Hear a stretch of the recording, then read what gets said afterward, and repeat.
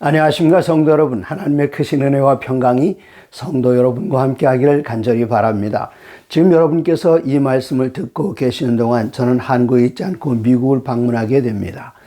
5월 말에서 6월 중순까지 미국에 방문하면서 4년 동안 보지 못했던 사랑하는 손자녀들 보게 되고 자녀들을 만나게 될 것입니다. 4년 동안 자녀들을 보지 못하게 된 그 특별한 이유는 2021년에 은퇴하자마자 영원한 복음 온라인 교회를 개척했습니다. 은퇴하던 애인은 레노베이션 하느라고 시간이 걸렸고, 또 2022년 1월 첫 안식일 날 첫 번째 예배를 방송으로 송출하면서 예배를 드렸습니다. 그리고 3년 반이 지나는 동안 한 번도 자녀들을 보지 못했는데, 제가 아내들 한번 갔다 오라고, 아니면 내가 갈까? 그러면 교회를 버려놓고 어떻게 갈 수 있느냐고 그랬습니다. 하나씩은 가도 둘이 같이 가지는 못한다 그랬습니다. 그러나 3년이 지나면서 하나님께서 이 교회의 은혜를 허락하셔서 이제 두세 명이 시작했던 이 교회가 20여 명이 지나면서 여기에 안식일 날 사회 보실 장로님도 계시고, 안식일학교 교과를 가르친 장로님도 계시고, 피아니스트도 있고, 또 방송 시스템을 잘 운영할 수 있는 엔지니어 한 자매가 저희가 돌아올 때까지 잘 지켜주기로 해서 이젠 교회를 잠깐 동안 비울 수 있게 된 것은 하나님의 크신 은혜입니다. 3주 동안 미국을 방문하면서 저는 첫 안식일에는 사우스캐롤라이나에 있는 콜롬비아 교회를 방문하게 되고, 두 번째 안식일은 제가 시카고에서 3년 동안 목회를 한 적이 있었는데 그 성도님들 만나면서 아름다운 시간을 보내게 됩니다. 그리고 6월 달에 첫 안식일은 조지아의 아틀란타에 있는 한 교회를 방문해서 성도님들을 만나서 말씀으로 교제를 나누게 될 것입니다. 이 여행 기간 동안 하나님께서 함께 하셔서 제가 떠나 있는 이 교회를 잘 지켜주시고, 또 방문하는 곳마다 하나님의 거룩한 말씀, 생명의 말씀으로 아름다운 교제가 일어나게 되기를 바랍니다. 저희 손자, 손녀들은 아주 기대가 큽니다. 매주 수요일 날마다 아침에 9시가 되면은 다니엘 계시록을 줌으로 다 공부를 하고 있었는데, 아이들이 할아버지 이번엔 줌이 아니라 직접 만나서 공부하는 거지요? 초등학교 2학년짜리가 아주 좋아하고 있습니다. 오늘은 말세를 만난 우리에게라는 제목으로 함께 말씀을 나누겠습니다. 이 말세에 우리들은 앞으로 어떤 일이 일어나게 될 것인가 상당히 궁금합니다. 하지만 우리들은 걱정할 것이 아무것도 없습니다. 사도 바울은 고린도전서 10장에서 옛날 이스라엘 백성들이 애굽을 떠나서 가나안으로 여행하는 그 여정을 쭉 이야기를 합니다. 바로 그 여정을 이 말세를 만난 우리들이 이 세상 애굽 땅 바벨론을 떠나서 저 영원한 하늘로 가는 그 여정에 빗대면서 이렇게 이야기합니다. 고린도전서 10장 11절입니다. 그들에게 만난 이런 일은 본보기가 되고 또한 말세를 만난 우리를 깨우치게 하여 기록되었느니라. 옛날 이스라엘 백성들이 출애굽받은 그 경험이 우리들에게서 반복됩니다. 그대로 반복되진 않지만 그들의 여정, 영적인 순례, 이러한 모든 것들이 우리들에게 반복이 되어서 그들이 넘어진 데서 우리들은 이렇게 하면 안 되겠다, 일어날 교훈을 얻게 되고, 그들이 승리한 곳에서 어떻게 승리했는가를 연구하면서 우리들이 이 세상 살면서 하늘 가나안을 향해 가면서 어떻게 승리할 수 있는지 승리의 비결을 배우게 됩니다. 그러나 그것만이 아닙니다. 자비로우신 우리 하나님께서는 한 가지 더 우리들에게 길을 걸어갈 수 있는 좌표를 허락해 주시고 길을 안 GPS를 허락해 주셨는데, 베드로전서 1장 19절에는 또 우리에게는 더 확실한 예언이 있어 어두운 데를 비추는 등불과 같으니 날이 새어 샛별이 너희 마음에 떠오르기까지 너희가 이것을 주의하는 것이 가하니라. 우리들에게는 과거 이스라엘 백성들의 역사가 우리들의 앞에 기록이 돼 있어서 그 길을 따라가면서 그들이 넘어진 것을 일어설 수 있는 것을 배우게 되고, 승리한 것에서 함께 승리를 체험하게 됩니다. 그것뿐만 아니라 성경에는 다니엘서와 요한계시록 같은 특별한 예언서를 허락해 주셔서 말세를 만난 우리들이 앞으로 어떤 일들이 일어나게 될 것인가를 위하여 대비할 수 있게 하신 것 얼마나 감사한지 모르겠습니다. 그럼에도 불구하고 우리 주님께서 오시는 날 안타까운 사람들의 모습이 요한계시록 6장 13절에 기록이 되어 있습니다. 하늘의 별들이 무화과 나무가 태풍에 흔들려 설익은 열매가 떨어지는 것 같이 땅에 떨어지며 예수님 재림하실 때의 징조입니다. 하늘은 두루마리가 말리는 것 같이 떠나가고 각 선과 섬이 제자리에서 옮겨짐에 땅의 임금들과 왕족들과 장군들과 부자들과 강한 자들과 모든 종과 자유인이 굴과 산들의 바위 틈에 숨어 산들과 바위에게 외칩니다. 우리 위에 떨어져 보좌에 앉으신 이의 얼굴에서와 그 어린 양의 진노에서 우리를 가리우라. 얼마나 끔찍한 일입니까? 이토록 끔찍한 일이 이 세상 모든 사람들에게 경고 없이 다가오는 일이 아닙니다. 우리 하나님께서는 이 세상에 일어날 일들을 선지자를 통해서 말씀하지 아니하시고는 그런 아주 중요한 일들이 일어나지 않을 것을 말씀하셨습니다. 우리 주님께서는 하나님의 거룩한 성도들을 통해서 온 세상에 복음을 전파하셨습니다. 그리고 우리들을 하여금 시선을 돌려서 옛날에 멸망했던 그 사건들을 보여주면서 거기서 교훈을 얻으라고 말씀하십니다. 마태복음 24장에서 우리 주님께서는 재림의 징조를 말씀하시면서 마태복음 24장 37절에 인자의 때는, 예수님께서 세상에 다시 돌아오시는 때는 노아의 때에 된 것과 같다, 그렇게 말씀하셨습니다. 노아의 때는 어땠습니까? 베드로후서 3장에 보시면은 그 당시의 사람들의 상황을 이야기했는데 하나님께서는 노아를 통해서 앞으로 120년 후에 비가 올 것이다, 그렇게 이야기하셨습니다. 그리고 비가 왔습니다. 베드로후서 3장 3절, 먼저 이것을 알지니 말세에 조롱하는 자들이 와서 자기의 정욕을 따라 행하며 조롱하여 이르되 주께서 강림하신다는 약속이 어디 있느냐? 조상들이 잔후로부터 만물이 처음 창조될 때와 같이 그냥 있다 하니 5절, 이는 하늘이 옛적부터 있는 것과 땅이 물에서 나와 물로 성립된 것도 하나님의 말씀으로 된 것을 그들이 일부러 잊으려 함이로다. 옛날 이스라엘 백성들을, 그들이 약속을 기다리면서 살아온 백성들입니다. 우리들도 하나님께 주신 그 약속, 그리스도 예수의 재림을 세상에 전하면서 살아갑니다. 그런데 그들이 옛날 노아의 홍수에 대한 이적도 그런 게 있을 수 없다고 다 잊어버립니다. 그리고 주님께서 우리들에게 호소하시는 그 호소에 대해서 다 잊어버립니다. 저는 1970년 10월 3일 날 침례받았습니다.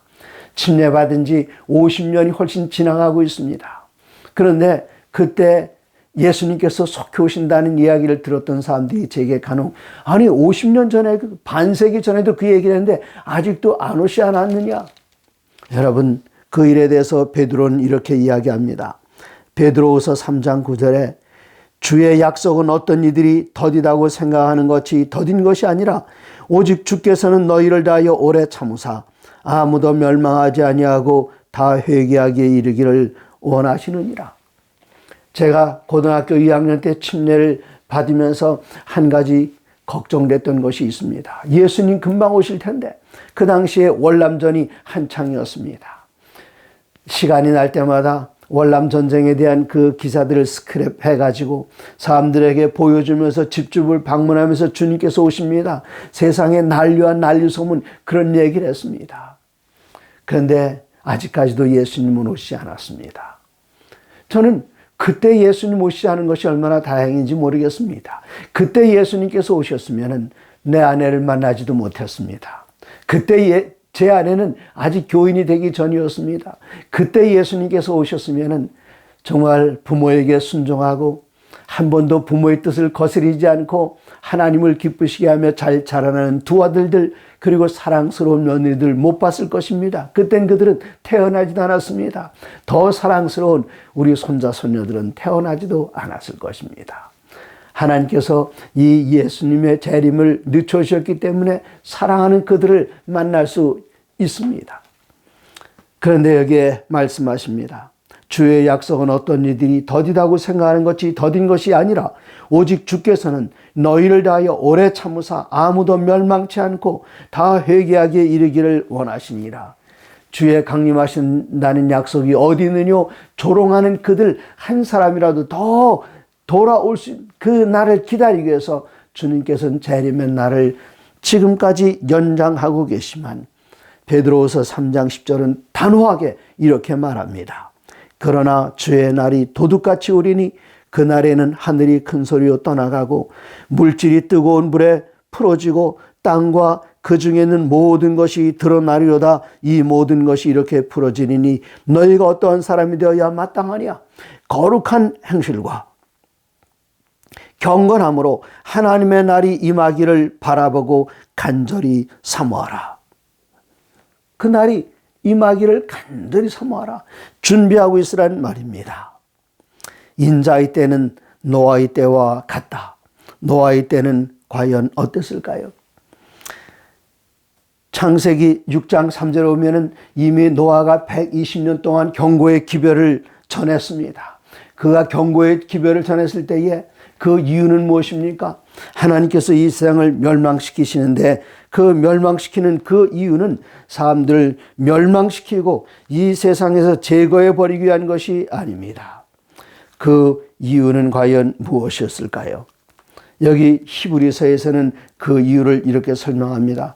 히브리서 11장 7절입니다. 믿음으로 노아는 아직 보지 못하는 일에 경고하심을 받아 경외함으로 방주를 준비하여 그 집을 구원하였으니, 네. 준비하고 구원하는 것, 그것이 목적이었습니다.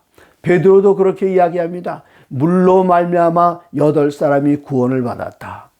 왜 8사람뿐만이겠습니까? 모든 사람이 다 구원받기를 원하는 것 하나님의 소원이었지만 그 기별을 듣고 반응한 사람들은 노아의 가족 8사람밖에 없었습니다.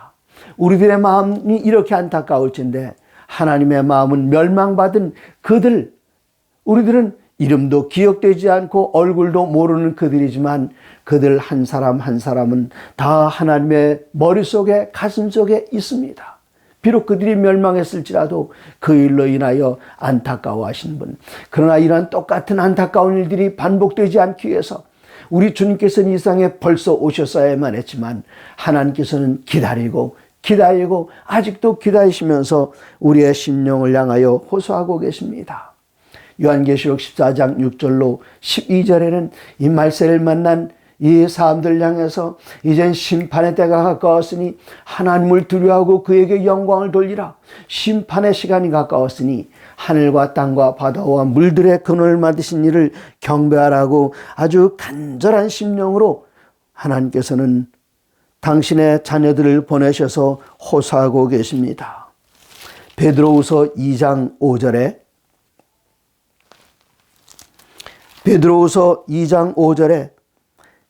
옛날 노아의 가정을 이야기하십니다. 오직 의를 전파하는 노아와 그 7 식구를 보존하시고 경건하지 아니한 자들이 세상에 홍수를 내리셨으므로, 그 다음에 6절에 이어서 소돔과 고모라 성을 멸망하기로 정하여 재가 되게 하사 후세에 경건하지 아니한 자들에게 모본을 삼으셨으며 무법한 자들의 음란한 행실로 말미암아 고통당하는 의로운 롯을 건지셨으니, 고통당하는 의로운 롯을, 여기 소돔과 고모라에 롯의 가정이 있었는데 롯을 가리켜 의롭다 그렇게 말씀하신 하나님은 정말 좋으신 하나님이십니다. 롯이 어떤 선택을 했습니까? 아브라함은 산지를 선택해서 그곳에서 하나님 만나기를 간절히 사모했음에도 불구하고 이 롯은 이 세상의 영화와 이 세상의 부유함과 번영을 간절히 사모했기 때문에 저 아브라함처럼 하나님을 만나기에 좋은 장소에 자기 자신을 두지 않았고 그는 소돔과 고모라 지역을 선택했습니다. 그럴지라도 그가 하나님을 경외했기 때문에 비록 환경은 죄된 환경에 살았다 할지라도 하나님을 경외하는 롯을 하나님께서는 의로운 롯이라 말씀하셨고, 이 소돔과 고모라에서 일어나는 여러 가지 음란한 일들, 죄된 일들, 그곳에서 롯의 가정 한 가정이라도 구원하시기 위해서, 소돔과 고모라를 멸망시키기 위해서가 아니라 롯의 가정을 구원하기 위해서, 하나님을 의지하는 의인들을 구원하기 위해서 이곳에 불로서 비를 내리셨습니다. 이때에 음란한 사람들, 롯의 가정에 찾아왔던 천사들, 그들 이끌어내라고 외쳤던 음란한 사람들이 그들을 끌어내라. 그들은 남자로 표현된 천사들이었습니다. 그들을 끌어내라. 우리가 상관하리라. 롯은 애청합니다. 우리에게 아직 혼인하지 않은, 남자를 알지 못하는 두 딸들이 있으니 이 딸들 너희가 마음대로 해라. 하지만 이분들은 우리 집에 들어온 손님이니 가까이 오면 안 된다. 그렇게 얘기했습니다. 그럴지라도 그들은 문을 흔들며 부수려고 할 때에 천사들은 여기 있는 사람들의 눈을 가리워서 더 이상 난잡한 일이 벌어지지 않게 했습니다. 그런데 소돔과 고모라에 있었던 죄는 음란한 죄, 그것 하나만이 아니었습니다. 우리들이 빠지기 쉬운 그런 죄였습니다. 성도들의 가정에 음란한 것은 거리가 멀다고 말씀하실지 모르겠습니다만 성도들의 가정에 주의할 한 가지 그 기별을 에스겔 선지자를 통해서 하나님께서는 말씀하셨는데 에스겔 16장 49절입니다. 에스겔 16장 49절에 소돔의 죄에 대해서 이야기하십니다. 에스겔 16장 49절 내 아우 소돔의 죄악은 이러하니, 물론 음란한 것 있었습니다. 내 아우 소돔의 죄악은 이러하니 그와 그 딸들에게 교만함과 음란이란 말이 없습니다. 그들이 교만하다. 이 마지막 시대에 살고 있는 하나님의 백성들은 우린 교만하지 않다고 말씀드릴 수 있을까요? 그렇게 말하기는 너무나도 이릅니다. 교회를 7시대로 나누었을 때에 예수님께서 승천하신 그 다음부터 에베소 시대 교회, 핍박당하던 서머나 시대 교회, 배교하기 시작하는 버가모 교회, 이렇게 쭉 나오면서 이 마지막 때 하나님의 거룩한 성령의 능력을 따라서 열심히 섬기며 봉사하며 전도하던 빌라델비아 시대 교회. 그러나 1844년 이후의 교회를 가리켜서 요한계시록 3장에서는 라오디게아 교회라 이야기합니다. 라오디게아 교회의 상태는 어떻습니까? 그들은 눈먼 상태를 보지 못하고 헐거벗었으면서도 부유하다고 이야기하고 가진 것이 없으면서도 부유하다고 이야기하는 그들은 바로 그것이 바로 영적 교만이 아니겠습니까? 소돔의 죄악은 영적인 교만입니다. 또 소돔의 죄악은 음식물의 풍족함과 태평함이 있으며 또 가난하고 궁핍한 자들을 도와주지 아니하며, 소돔 고모라는 번영한 땅이었습니다. 그러나 그들은 가난한 사람들을 위하여 손을 벌려서 구제하는 일, 그런 일 하지 않았습니다. 바로 그것이 그들의 죄악이라고 그랬습니다. 우리들은 어떻습니까? 마태복음 25장에서 예수님께서는 이 땅에 오실 때에 사람들이 두 무리로 갈려질 것을 이야기하시면서 그 가운데 하나는 연약한 사람들에게 도와주지 않은 것, 그것 바로 마지막 때에 심판받을 죄라고 이야기하십니다. 내가 죽일 때에 너희가 나에게 먹을 것을 주었고, 그들은 구원받는 사람들이었습니다. 목마를 때 마실 것을 주지 않은 사람들은, 그들은 구원받는 데서 제껴진 사람들이었습니다. 소돔의 죄악 가운데 하나는 나는 잘 살고 번영하고 먹을 것이 있고 입을 것이 있고 잠잘 곳이 있지만 잠잘 곳이 없는 이들에게 너희가 쉼터를 제공해 주었느냐? 헐거벗은 사람들에게 입을 것을 주었느냐? 겨울에 추위에 떠는 사람들에게 덮을 것을 주었느냐? 굶주린 사람들에게 먹을 것을 주었느냐? 그렇지 않다면 우리들의 생애를 다시 한번 살펴봐야 됩니다. 그런즉 선줄로 생각하는 자는 넘어질까 조심해야 됩니다. 여기 또 한 가지 그 중간에 우리가 봐야 할 것이 있습니다. 소돔의 죄악을 에스겔 선지자는 세 가지를 이야기했는데 하나는 교만함입니다. 그리고 마지막에는 연약한 사람들 도와주지 않은 것입니다. 여기 첫 번째와 세 번째 그 중간에 가장 중요한 것으로 여기 이야기하고 있는데 그것은 음식물의 풍족함과 태평함이라 그랬습니다. 음식물의 풍족함. 옛날에 우리들은 정말 배고픈 서러움을 겪으면서 자랐습니다. 저는 6.25 사변이 태어나던 그 해에 태어났는데 6.25 사변이 끝나는 그 해에 태어났는데 그때에 먹을 양식이 넉넉하지 않았어요. 초근목피라는 것을 저는 어려서 경험을 했습니다. 초근이 무엇입니까? 풀뿌리를 삘기를 뽑아서 먹는 것입니다.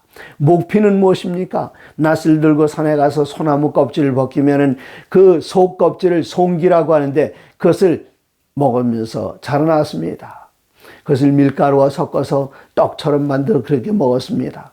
자주 먹는 것은 수제비가 아니라 풀떼죽이었습니다. 수제비는 밀가루를 떠서 이렇게 집어넣으면 덩어리들이 있는 거죠. 풀떼죽은 그런 것이 아니라 그냥 물에다가 밀가루를 풀어서 그걸 먹는 것을 풀떼죽이라고 했습니다. 그때 먹는 것 귀했습니다. 근데 지금은 어떻습니까? 냉장고가 하나만 있는 집 드물지 않습니까? 웬만한 집에 냉장고가 2개씩 있습니다. 일반 냉장고, 김치 냉장고, 또 어떤 집들은 거기에 프리저라 그래서 냉동고가 있는 집들도 있습니다. 그거 가득 쌓여 있습니다. 저는 이번 미국 가는 일들을 준비하면서 여보 이제 반찬은 더 이상 만들지 맙시다. 냉장고에 있는 반찬을 완전히 다 비우고 갑시다.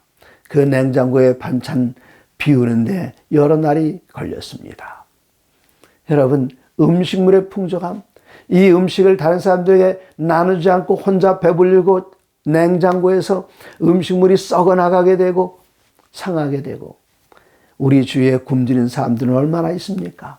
그러나 여기 한 걸음 더 나아가서 생각해야 할 것이 있습니다. 하나님께서는 그 여자의 남은 자손들에게 성소 정결의 기별을 주셨습니다. 첫 번째 성소 정결은 공간 성소로 하늘 성소입니다. 1844년 10월 22일 이후로 하늘 성소가 정결케 되었습니다. 두 번째 성소의 정결은 시간 속의 성소의 정결입니다. 그동안 잊어버리고 지내왔던 이 시간의 가장 중요한 부분, 하나님께서는 엿새 동안 힘써 일하고 제7일은 너의 안식일이 아니라 너희 하나님 나 여호와의 안식이다. 너희가 마음대로 손댈 수 있는 것이 아니다. 그날은 특별히 구별해야 된다. 시간 속의 성소인 안식일을 우리들에게 다시 회복해 주셨습니다. 그리고 성경에서는 단 한 번도 음식물에 관한 일들을 우리의 건강과 연결시켜서 이야기하는 것이 한 곳도 없습니다. 여러분 궁금하시지 않습니까? 사실입니다, 그게. 그러나 성경에서는 이 음식을 무엇과 연결시켰는가? 베드로전서 1장 14절 15절 보면은 기록되었으되 하나님께서 너희 하나님께서 거룩하니 너희도 거룩하라. 어디에 기록되는 말씀인가? 레위기 11장 45절에 기록된 말씀입니다. 하나님께서는 말씀하시기를 땅에 기는 것들로 너희 몸을 더럽히지 말라. 그리고 하나님께서는 당신이 거룩하신 분임을 나타내시면서 내가 거룩하니 너희도 거룩하라. 음식물로 거룩함을 드러내라 말씀하셨습니다. 한 번도 건강 문제로 이야기하지는 않으셨습니다. 그러나 1844년 이후에 하늘 성소가 정결케 되고 시간 성소가 정결케 된 그 다음에 우리들의 시선을 고린도전서 3장 16절 그리고 고린도전서 6장 19절 이런 방향으로 돌리면서 너희 몸은 성령께서 거하시는 성전이다. 이 성전을 깨끗하게 보존하라. 성전을 깨끗하고 튼튼하고 온전하게 건강하게 보존하는 방법으로 말세를 만난 하나님의 백성들에게 하나님께서는 우리 몸의 성전 개념을 일깨워 주시면서 하늘 성소의 정결, 시간 성소의 정결, 그리고 우리 몸의 성전의 정결을 이야기하시면서 우리들이 어떻게 우리의 건강을 유지하고 이 성소를 정결케 유지할 수 있는가 하면서 건강 기별을 주셨는데 그 건강 기별 한가운데 음식물에 관한 기별들이 있습니다. 예언의 신을 살펴보시면 거기에 그리스도 예수의 재림을 기다리는 사람들의 식탁에서 마침내 육식은 사라지게 될 것이다. 그렇게 말씀하셨습니다. 더 끔찍하게 말씀하신 부분이 있습니다. 제가 몇 해 전에 마라나다 2월달 기사를 읽었는데 여러분 마라나다는 기도력입니다. 그 기도력 마라나다는 우리 한국에서는 몇 해에 걸쳐서 다시 성도들에게 공급이 되었는데 2월달 한 것을 보니까 음식물 문제에 있어서 완전히 개혁하지 못한 사람들은 마침내 이 대열에서 떠나서 그들과 함께하지 않을 것이다. 그렇게 이야기했습니다. 이 마지막 시대에 소돔의 기별을 그냥 옛날 있었던 일로만 치부하시지 마시고 여기에 나오는 세 가지, 그리고 히브리서에 나오는 그 마지막 때에 음란한 일들, 베드로 장로님 표시했던 것들, 이런 데서 온전히 떠날 뿐만 아니라 그리스도인의 가정은 여기 세 가지, 에스겔 선자가 지적했던 것, 교만함 버려야 됩니다. 오직 주님께만 겸손하게 의지해야 됩니다. 가난하고 연약한 사람들 머릿속에 기억하면서 하나님께서 우리의 주신 축복을 나눠주는 삶을 살아야 됩니다. 그리고 음식물, 풍족한 음식물을 이웃과 나눌 뿐만 아니라 우리들에게 준 그 음식물 가운데서 특별히 하나님께서 주신 건강에 관한 기별, 몸의 성전의 기별을 생각하시면서 예언의 신에 기록된 대로 식사하는 그곳으로 다시 돌아가지 않는다면 소돔에게 주어졌던 그 형벌이 우리에게 임하지 않을 것이라고 누가 장담하며 말할 수 있겠습니까? 창세기 18장에 있는 기사를 한번 살펴보시면 여기 소돔과 고모라를 향하여 멸망시키러 가던 그 천사들의 이야기가 나옵니다. 그러나 하나님께서는 먼저 두 명의 천사들과 함께 아브라함을 방문하시는 이야기가 여기 기록되어 있습니다. 하나님께서는 말씀하십니다. 20절입니다. 여호와께서 또 이르시되 소돔과 고모라에 대한 부르짖음이 크고 그 죄악이 심히 무거우니 내가 이제 내려가서 그 모든 행한 것이 과연 내게 들린 부르짖음과 같은지 그렇지 않은지 내가 보고 알려 하노라. 하나님께서 꼭 가보셔야만 아시는 것은 아닙니다. 그러나 그 현장을 하나님께서는 이 두 천사들을 보내시면서 이제 그들의 죄악이 이제 완전히 목구멍까지 찼으니 그들을 심판할 때가 되었다. 그들을 보내시는데 아브라함이 생각하니까 거기에 꼭 여기 롯에 대한 이야기는 한마디 나오지 않습니다. 아브라함이 하나님께 간청했던 것은 소돔과 고모라에 있는 그 영혼들이었습니다. 그래서 하나님께 부르짖습니다. 하나님께 부르짖을 때에 그 하나님의 성품을, 하나님의 품성을 붙들고 외치면서 부르짖습니다. 23절. 아브라함이 가까이 나가 이르되 주께서 의인을 악인과 함께 멸하려 하시나이까. 그 성중에 의인 50명이 있을지라도 주께서 그곳을 멸하시고 그 50의인을 위하여 용서하지 않으시겠습니까? 하나님의 의를 주장합니다. 25절. 주께서 이같이 하사 의인을 악인과 함께 죽이심은 부당하오며 의인과 악인을 같이 하심도 부당하니이다. 세상을 심판하신 이가 정의를 행하실 것이 아닙니까? 하나님께서 부르짖습니다. 이때 여호와 하나님께서는 말씀하시기를 의인 50명이 있다면 그들을 인해서 내가 소돔과 고모라의 멸망을 유보하겠다 말씀하십니다. 가만히 생각해 보니까 아브라함이 50명이 안 될지도 몰라요. 그래서 또 하나님께 간청합니다. 하나님 45명이면 어떻습니까?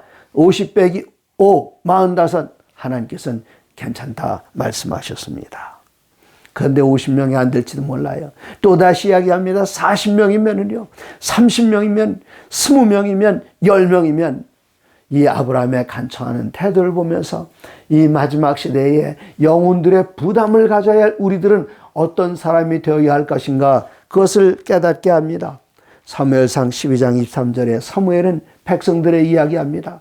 내가 너를 위하여 기도하기를 쉬는 죄를 결단코 범하지 않겠다. 백성들을 위하여 기도하는 사무엘. 그리고 다니엘서 6장에 보십시오. 다니엘서 6장에서는 다리오 임금이 명령을 내립니다. 앞으로 30일 동안 다른 신에게 기도하는 사람이 있으면 그들을 사자굴 속에 집어넣겠다.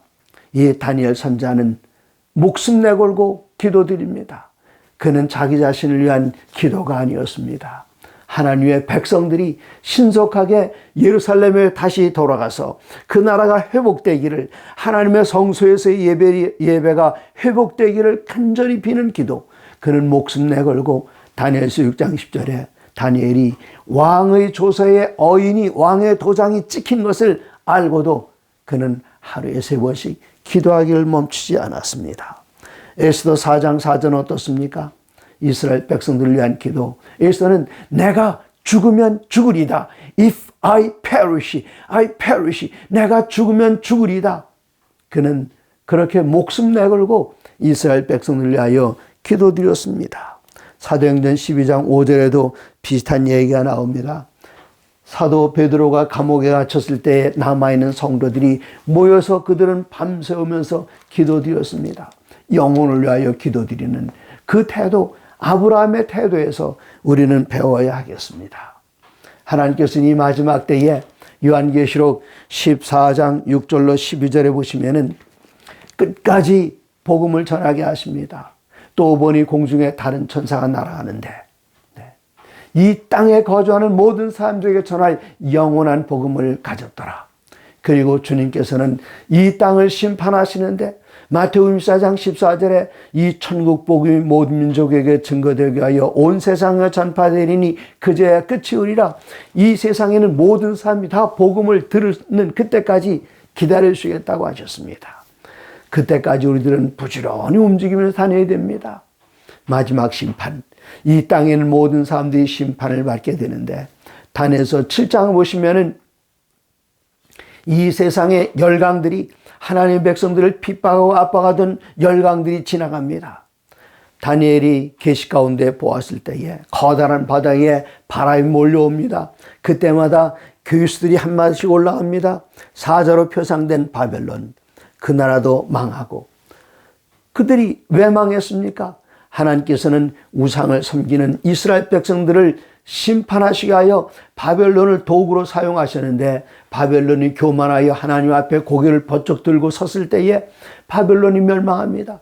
그 다음에는 페르시아가 올라옵니다. 하나님께는 페르시아를 잘 사용하셨습니다. 바벨론을 멸망시키시고 바벨론에 있던 하나님의 백성들을 저 이스라엘로 다시 돌려보내서 성전 건축하는 일을 페르시아가 도왔지만 그들도 교만했을 때에 무너지게 되고 그 다음에는 그리스가 일어납니다.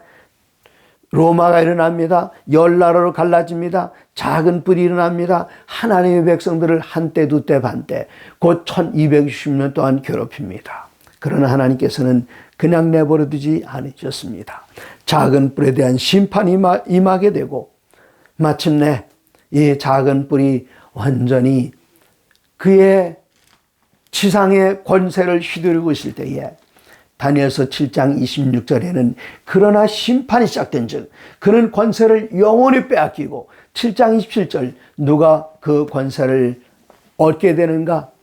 이제까지 핍박당하면서 조롱받으면서 비난받으면서 살았던 하나님의 백성들 다니엘서 7장 27절 읽고 마치도록 하겠습니다. 다니엘서 7장 27절입니다. 26절부터 읽겠습니다. 그러나 심판이 시작되면 그는 권세를 빼앗기고 완전히 멸망할 것이요. 하나님을 대적했던 이들, 하나님의 그 마지막 초청을 받아들이지 않았던 이들, 그들은 마침내 권세를 빼앗기고 완전히 멸망할 것이요. 27절 나라와 권세와 온 천하 나라들의 위세가 지극히 높으신 이의 거룩한 백성에게 붙임 바 되리니 거룩한 백성 두 글자로 성민입니다. 누가 거룩합니다. 그러니까 에스겔서 20장 12절에 거룩한 백성에 대하여 이렇게 이야기하십니다. 에스겔서 20장 12절에 말씀하시기를 또 내가 그들을 거룩하게 하는 여호와인 줄 알게 하려고 하나님께서 우리를 거룩하게 하셨습니다. 그걸 알게 하기 위하여 표식을 주셨습니다. 내 안식일을 주어 그들과 나 사이에 표징을 삼았었노라. 표징을 삼았노라. 거룩한 백성이 누구입니까? 끝까지 하나님의 말씀에 순종하고 계명에 따라서 살면서 어린 양이 어디로 인도하신지 끝까지 따라가는 그들을 향해서 거룩한 백성이라고 하셨습니다. 다니엘은 계속하여 기록합니다. 나라와 권세와 온 천하 나라들의 위세가 지극히 높은 이의 거룩한 백성에게 붙임 바 되리니 그의 나라는 영원한 나라이라 모든 권세 있는 자들이 다 그를 섬기며 복종하리라. 사랑하는 성도 여러분, 심판의 날이 가까이 다가오고 있습니다. 하나님의 모든 말씀대로 사시면서 어린 양이 어디로 인도하시든지 어린 양이 우리들에게 무엇을 요구하시든지 그대로 사시면서 마침내 심판의 날 주님께서 내가 너를 안다. 하나님과 천사들 앞에서 내가 그를 안다. 우리 주님께서 그렇게 말씀하실 수 있도록 우리 주님을 끝까지 붙드시고 끝까지 충성하시고 끝까지 따라가시기 바랍니다.